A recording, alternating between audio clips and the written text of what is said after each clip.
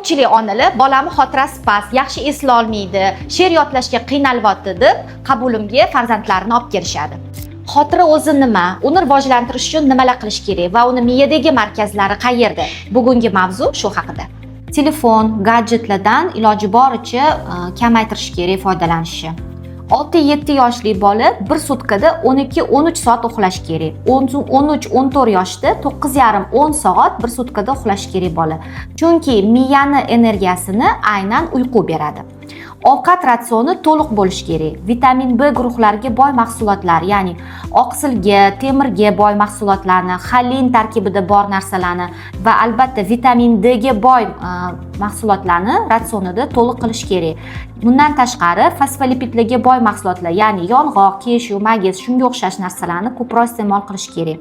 Keyingisi psixoemotsional holati stabil bo'lishi kerak, ya'ni xotirjam bo'lishi kerak bola. Uni hadeb urishish kerak emas, ya'ni o'sayotgan bolani qancha ko'p urishsa yoki shunga o'xshash do'qursa, bola stressga tushadi va xotirasi ham orqaga qarab ketishni boshlaydi.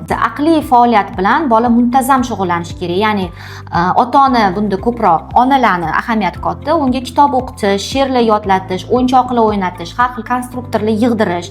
Shu yerda bitta nyuansini aytib ketaman. She'r yodlatirayotganda yodlatgan she'rini albatta onalar 3 kundan keyin uni qayta so'rash kerak, ya'ni mustahkamlab uzoq muddatli xotiraga o'tkazib yuborish kerak. Ya'ni dushanba kuni yodlagan she'rini albatta payshanba kuni so'rash kerak. O'zboshimchalik bilan xotirani mustahkamlaydigan preparatlarni ota-onalar berish mumkin emas.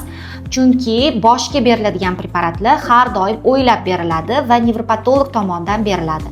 Agar sizni ham farzandingizning xotirasi past bo'lsa yoki yuqoridagi shikoyatlardan birortasi bo'lsa, qabulimga yozilishingiz mumkin.